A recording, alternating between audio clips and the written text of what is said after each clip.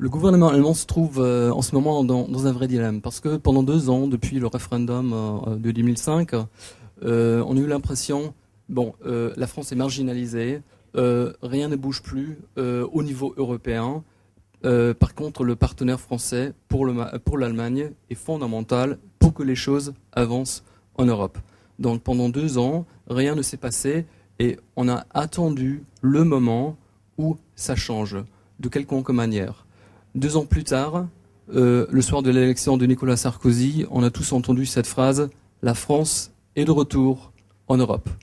Par contre, apparemment, le gouvernement allemand a un peu du mal à s'habituer au style politique du nouveau président de la République. Il y a, par rapport à la politique européenne, il y a une certaine tradition que le président de la République joue un autre rôle au niveau européen. Donc, les Allemands, ils le savaient avant que il y aura des choses qui vont bouger, et maintenant, il faut, d'une manière ou d'une autre, aussi s'adapter.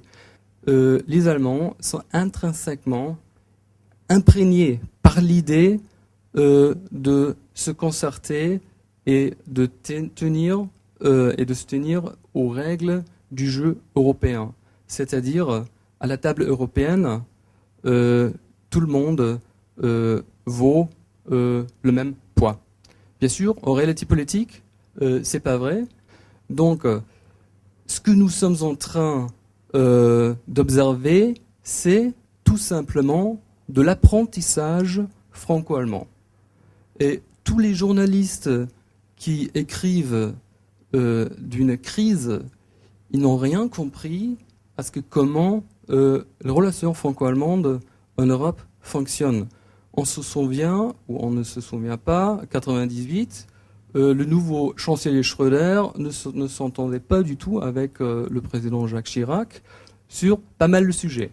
Rien ne s'est passé, venait le drame de la conférence intergouvernementale de Nice, etc. Tout le monde s'est réveillé. Il y avait une certaine pression européenne qu'on prenne des décisions importantes, politique agricole commune, boucler les traités d'adhésion des pays de l'Europe centrale orientale, des initiatives communes dans la Convention européenne, etc., etc. Et pour revenir à ce que vient de dire Sylvie Goulard, la crise irakienne. Donc ça marche et il faut laisser du temps au temps pour le couple franco-allemand de se mieux comprendre et de vraiment créer une vraie confiance. Parce que le savoir théorique n'a rien à voir avec le face-à-face du quotidien. C'est quand même stupéfiant de penser que il y a une brouille ou des discordes comme l'écrivent désormais maintenant la presse allemande et la presse française, parce qu'objectivement, quand on regarde ce qui s'est passé depuis que le couple Merkel-Sarkozy existe, c'est-à-dire depuis la passation de pouvoir, honnêtement, le couple a fonctionné avec une rare efficacité, si on regarde bien. Ça s'est vu d'abord, en termes de symbole, c'est quand même pas rien que le président français nouvellement investi, le jour de la passation de pouvoir, se rend à Berlin. C'est quand même très important.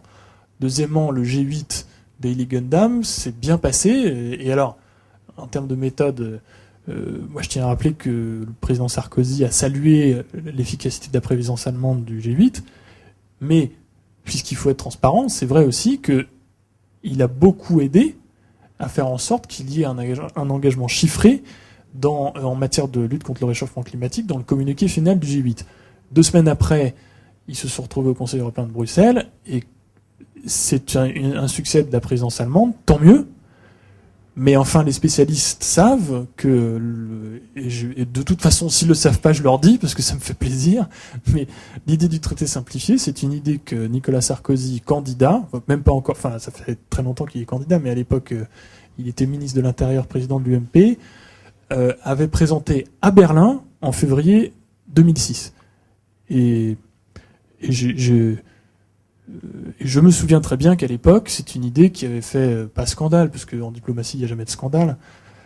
Oui, alors pour le coup, ça avait donné lieu à des échanges francs. Et que, si on se souvient bien, la présidence allemande de l'Union européenne, au premier semestre 2007, n'a pas voulu en entendre parler jusqu'à en gros 2 mois avant le deuxième Conseil européen. C'est un fait. Je dis pas que Mme Merkel était opposée. Je dis juste que la position allemande et la position de la présidence, c'était d'être contre, au moins jusqu'au premier Conseil européen de la présidence. Premièrement. Enfin, je dis ça parce que j'ai pas pu écouter toutes les interventions. En vous voyant, monsieur l'ambassadeur, ça me donne l'occasion de rappeler que monsieur Blair, lui, était très pour, tout de suite. Et d'autres aussi. Au moment où éclate cette controverse, lundi, on a eu cette réunion dite de Blasheim, qui s'est terminée sur un double très grand succès, puisque les deux se sont mis d'accord sur une initiative en matière de moralisation du capitalisme financier, et Mme Merkel a apporté son soutien à l'idée du président Sarkozy de créer un groupe des sages, un groupe de 10 à 12 personnalités très qualifiées et indépendantes, censées précisément réfléchir, et finalement c'est une bonne conclusion, à l'avenir de l'Union européenne à 20 ou 30 ans.